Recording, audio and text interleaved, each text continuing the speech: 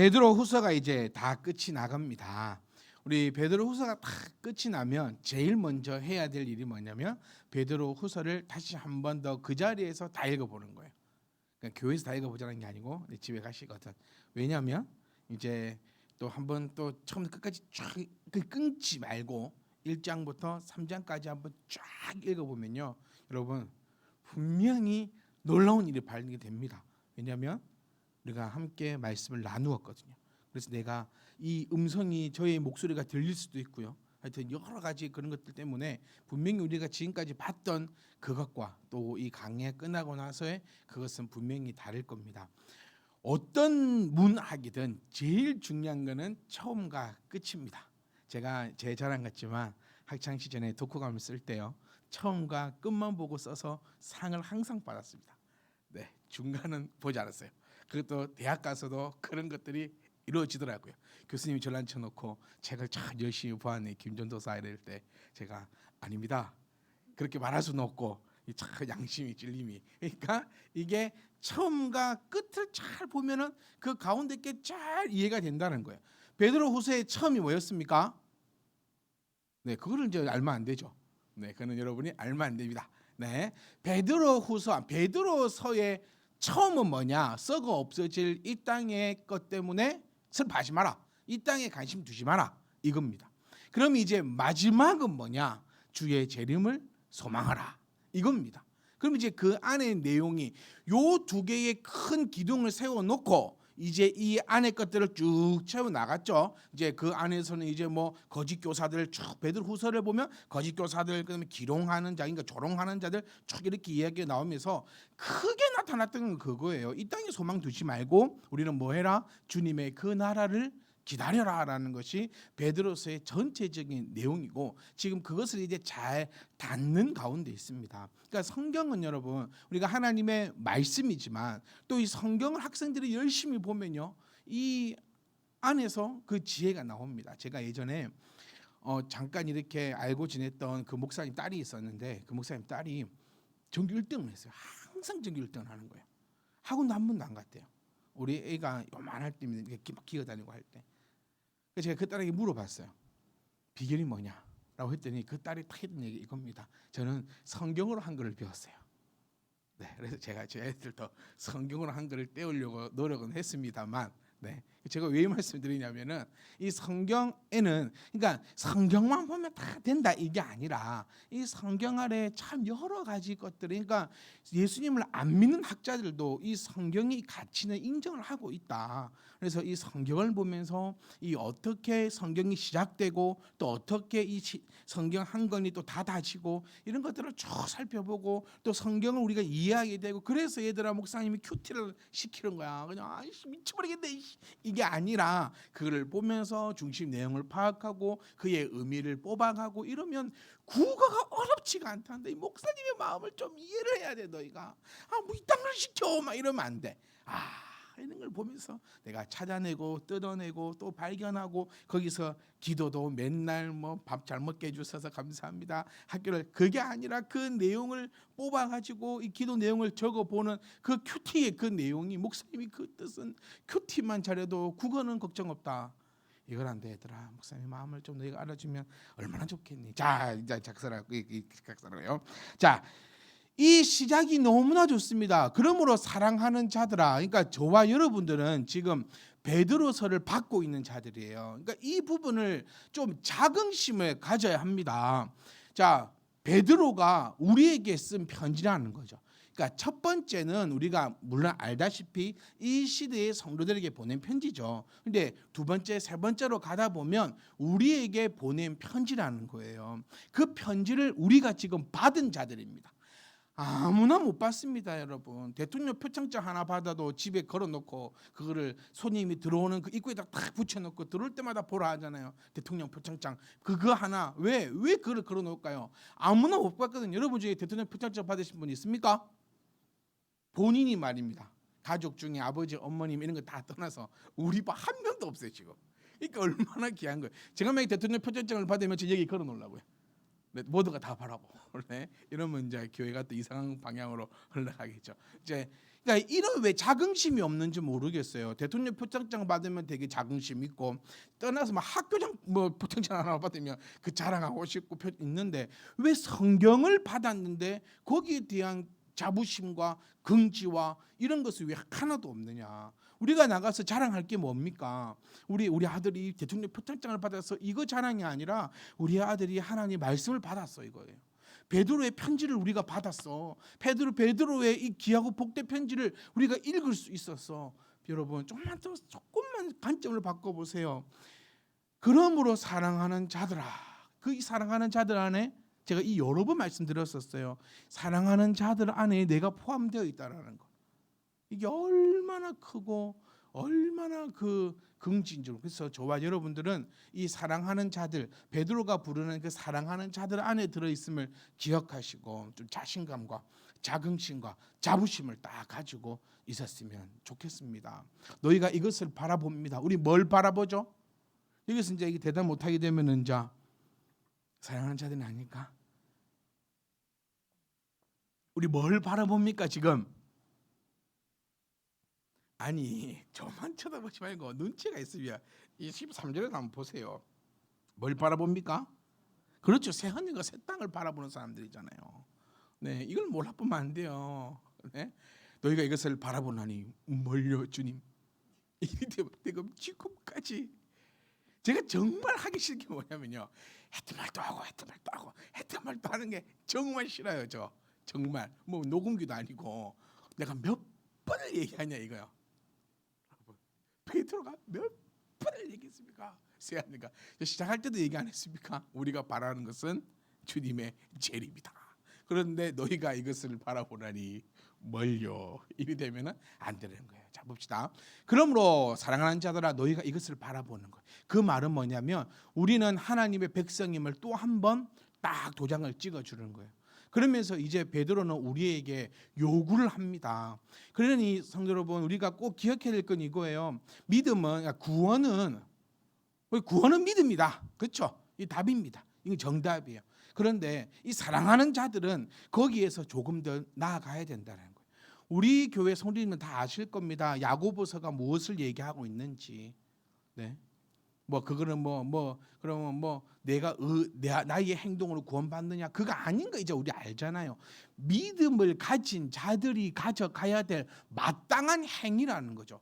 야고보서는 행위에 대한 구원을 얘기하고 있지 않습니다. 믿는 자들로 하여금 어떻게 나아가야 하느냐는 거예요. 그래서 우리 이런 얘기 우리들도 참 많이 하잖아요. 믿는다면서 어떻게 저럴 수가 있느냐라는 얘기 많이 하잖아요. 그런데 어쩌면 누군가가 우리를 보면서 그 얘기도 할 수 있다라는 얘기예요. 그러니까 믿음을 가졌으면 그에 알맞은 이제는 행위가 있어야 되는데 그 행위를 지금 베드로는 우리에게 나타내어 주고 있습니다. 베드로 전후서는 제가 여러 번 말씀드렸던 것 같아요. 이 서신서의 종합판입니다. 이 백과사전 같은 판이에요. 풀어 쓰지 않았을 뿐이지 이 전서와 후서 가운데 이 모든 서신서의 내용을 합하고 있다는 거예요. 이 야고보서의 내용입니다. 그러니까 지금 베드로는 너희들 사랑하는 너희들 사랑하는 자들아, 우리 천국을 바라보는 자들아, 새 하늘과 새 땅을 바라보는 자들아, 주님의 그 재림을 바라보는 자들아, 이제 우리가 어떻게 살아야 되느냐, 우리 행위는 어때야 되느냐, 점도 없고 흠도 없으라는 거예요. 몸에 여러분 좀 소름이 쫙 돋으셔야 돼요. 믿는 자에게 있어야 할 것은 점도 없고 흠도 없어야 돼요. 그러니까 여기에 대한 쉽게 말씀드려볼게요. 아까 얘기했던 것처럼 믿는다면서 저렇게 할 수 있나라는 말을 듣지 않도록 어디 가운데 있으라? 평강 가운데 있으라라는 거예요. 평강 가운데. 그러니까 믿는 자들은, 그래서 여러분 믿는 자들은 이 땅에 살 때도 어떻게 된다 했죠?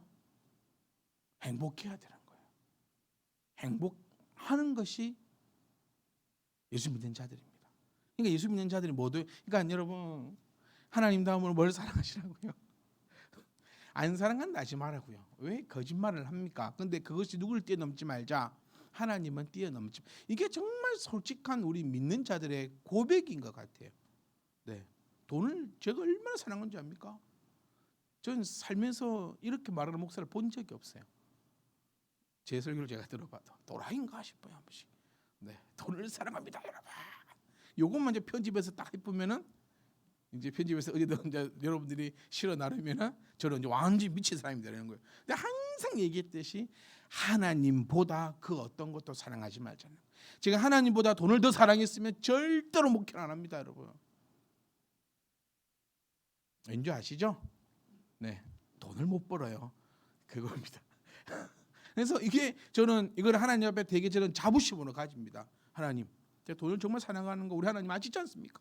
그런데 저는 하나님보다 더 사랑하지 않기 때문에 하나님의 이름을 들고 다닙니다. 그런데 하나님께서 분명히 점도 없고 흠도 없고 평강 가운데 있으라 하셨으니 저는 평강 가운데 있으려면 돈도 좀 있어야 됩니다. 그렇기 때문에 하나님이여 알아서 하시옵소서. 주님께서 우리에게 요구하시는 것은요, 점도 없고 여러분 그겁니다. 점 이거예요. 점 얼굴에 있는 점. 그러니까 점을 다 빼보자 이 얘기가 아니라는 것을 좀 아셔야 됩니다. 오늘부터 점도 없애랬다. 내일부터 피부가 가가지고 점을 다 빼버리겠다 이게 아니라, 그러니까 우리 이 나타나는 믿음에 의해서 나타나는 이 밖으로도 남이 볼 때도 깨끗하게 평강 가운데 나타나기를 뭐해라? 힘쓰라. 힘쓰라는 의미가 뭡니까 여러분? 우리는 뭐만 하면 된다 했죠? 힘만 쓰면 돼요. 최선을 다하면 됩니다.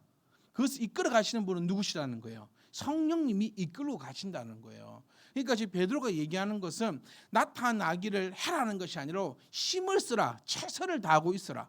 그러면 누가? 성령께서 이끌고 가실 것이다. 그러니까 지금 베드로는 믿는 자들, 완벽하게 믿는 자들입니다. 어설프게 믿는 자들이 아니라, 여러분 기억하셔야 돼요. 베드로서는 믿음이 완전한 자, 온전하다는 표현 써볼까요? 온전한 자가 받는 성경이 베드로 전후서라는 거예요. 어정쩡하게 믿으면 베드로 전후서는 오히려 나를 혼란시키게 됩니다. 그래서 우리 정도 되는 참미디만 교회 성도님들 정도 되는 그런 자들에게 지금 나타내는 것이에요. 그러니까 완벽하게 믿는 자들아, 이제 너희들이 해야 할 것이 있다. 믿는다고만 나 혼자서만 그러고 있지 말고 이제는 뭐해라? 점도 없고 흠도 없이 평강 가운데 있기를 힘써라. 그러면 간다. 또 다시 한번 반복되는 거죠. 잘 보세요. 우리 주의 오래 참으심이 구원이 될 줄로 여기라. 반복입니다. 성경에서 제가 우리 성경 공부할 때도 여러 번 말씀드렸는데, 성경에서 똑같은 말을 반복한다는 것은 상당히 드문 일이라고 했어요. 왜 드문 일이라고 했죠?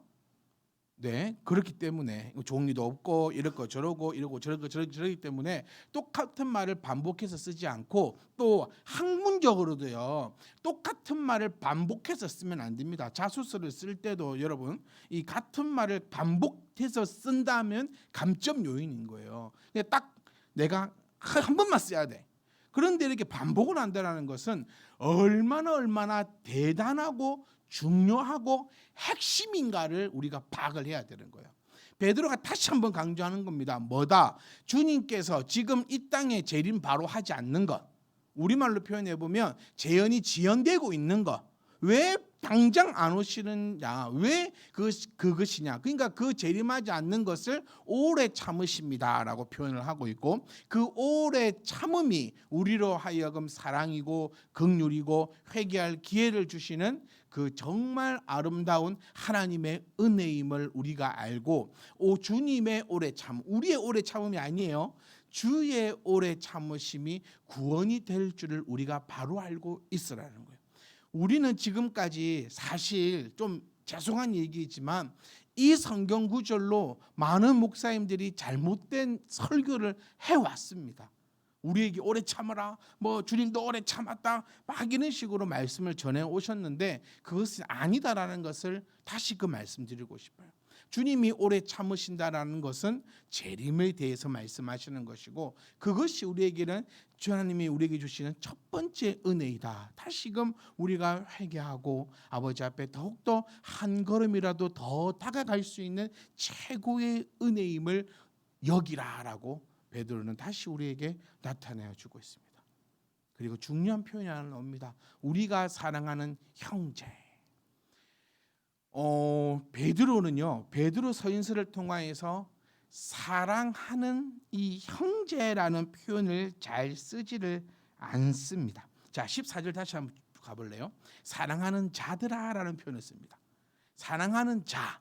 그런데 15절에 와서는 바울을 설명할 때 사랑하는 형제다라고 표현을 하고 있습니다. 그럼 이 사랑하는 형제라는 표현은 누구의 표현이냐면 바로 사도 바울이 자주 쓰는 표현이에요. 자, 사랑하는 성도 여러분, 우리는 지금 바울 선지서를 몇 번씩 읽으신 분들입니다. 바울 선지서를 보시면 성도들을 지칭할 때 사랑하는 형제들아라고 표현을 많이 하고 있어요. 근데 여기 와서 베드로가 자기 사용하지 않는 사랑하는 형제다, 형제인 바울이다라고 표현하고 있는 것은 바울과 이렇게 친밀함을 다시 한 번 더 나타나여 주고 있는 부분 중이고, 또 하나는 로마의 지도자들이 자주 쓰던, 그러니까 로마 교회의 지도자들이 자주 쓰던 칭호를 씀을 통하여서 이런 연결성들을 보여주고 있다라는 거예요. 그러니 지금 베드로가 이 뒷부분이 정말 중요한 표현 중 하나라고 부를 수 있는 이유가 뭐냐면, 지금까지 내가 너희에게 일렀던 이 말이 형제 바울도 그 받은 지혜대로 너희에게 이같이 썼다라고 표현을 해가면서 우리 사도들이 지금 전하고 있는 그 중심 메시지가 바로 이것임을 나타내어 주고 있다는 사실입니다. 그리고 또 이 대목에서 우리가 하나를 또 바라볼 수 있는 것은, 우리는 갈라디아서 2장 말씀을 통하여서요, 바울하고 베드로하고 사이가 좀 안 좋았다는 것은 우리는 알고 있어요. 그리고 여러 가지 이런 카드라 통신이나 그렇게 해야 될까요? 이거 알아들으세요? 카드라 통신. 네, 뭐라 이게 대구 그 사투리거든요. 뭐라 카드라. 네, 이런 건데, 그러니까 베드로하고 예수님하고 이랬다, 카드라, 막 이런 거 있잖아요. 베드로가 항상 바울하고 이렇게 있었더라. 그런 것들을 이 15절에서 완전히 없애주고 있는 장면이에요. 그러니까 얼마만큼 베드로와 바울이 또 이렇게 하나가 되었는지, 그리고 여기서 우리 흠도 없고 점도 없이 평강 가운데 있으라고 한 것을 베드로가 지금 직접 보여주고 있는 것을 또 한 번 나타내어 주고 있는 거예요. 사실 베드로하고 바울은요, 되게 조심스러운 표현이기도 한데 좀 친해질 수가 없는 그런 관계입니다. 사실적으로. 그러니까 이게 둘 다 대장이잖아요. 우리 한때 유행했던 목회가 있는데, 그게 뭐냐면 팀 목회라고 불렸던 목회가 있어요. 2000년 한 초반 정도에 이게 꿈틀꿈틀 했던 건데, 이 요지는 뭐냐면 교회에 담임 목사가 없고 목사님들 여러 사람이 한 팀이 되어서 교회를 섬겨 나가자라는 취지입니다. 그러니까 다시 말해보면 A 목사님은 설교를 잘하시니까 A 목사님은 주로 설교를 도맡으세요. 그리고 B 목사님은 찬양을 잘하시니까 B 목사님은 찬양을 도맡으세요. C 목사님은 신방을 잘하시고, D 목사님은 운전을 잘하시고, 어떤 목사님은 체육대회를 잘하시고, 이렇게 각자의 그 재능대로 팀을 만들어서 목회를 한다 이래가지고 팀 목회가 있었어요. 처음 들어보십니까? 그런 게 있었어요. 그러니까 지금 저만 해도 제가 다 하지 않습니까? 이 모든 것들을. 그러니까 곰곰이 생각해 보면은 참 바람직하잖아요. 생각을 해보니까. 공상당을 제가 약간 설명해 드릴까요? 공상당은요, 모두가 함께 일해서 잘 사는 사람도 못 사는 사람도 없이, 공상당이 이런 건 아니죠. 사회주의가, 공상당과 사회주의는 좀 다른 것 중에 하나인데 그냥 비슷합니다. 우리는 막 그렇게 정확하게 하지 말고, 사회주의가 이렇게 다 같이 일하고 다 같이 행복하게, 그러니까 니도 빵한덩거리면 옆에도 빵한덩거리, 이게 사회주의거든요. 근데 이게 왜 망했습니까? 사람의 욕심을 파악을 못한 거죠. 팀 목회가 망해붙어요. 왜 망했죠? 다들 대장들만 모아놓으면 이게 안 돼요. 다들 대장 아닙니까? 목사님들끼리 이렇게 모여 있어요. 왜 담임 목사는 한 사람이어야 되느냐? 왜 부교육자와 담임 목사는 또 관계가 다르거든요. 이게 좀 이 부교육자와 이런 말이 있습니다. 담임 목사님이 코끼리를 냉장고에 넣는 방법. 우리 한참 했죠. 냉장고 문을 연다, 코끼리를 넣는다, 냉장고 문을 닫는다. 담임 목사님의 방법은 부교육자한테 시킨다. 네. 또 뭐 무슨 방법 있잖아요. 다 이런 방법이 이 우스갯소리라 전부 다 담임 목사님들은 하는 방법은 전도사한테 시킨다. 시킨다. 이런 게 이제 이런 얘기가 쭉 있거든요. 그러니까 이게 서로 다 머리가 되려고 하고 또 그 가운데 또 막 이런 여러 가지 문제가 생기니까 이 정말 환상적으로 보였던 그 팀 목회가 지금은 다 망쳐먹고 오히려 다 박살이 나고 산산조각이 나고 그런 점 들으면서 막 이상한 막 생겼어요. 그런 게. 바울하고 베드로도요. 이게 좀 그런 사이입니다. 둘 다 너무 뛰어나요. 너무 잘해요. 너무 완벽해요. 그렇게 되다 보니까 이 둘 사이가 이게 친해지기가 상당히 힘든 그런 관계거든요.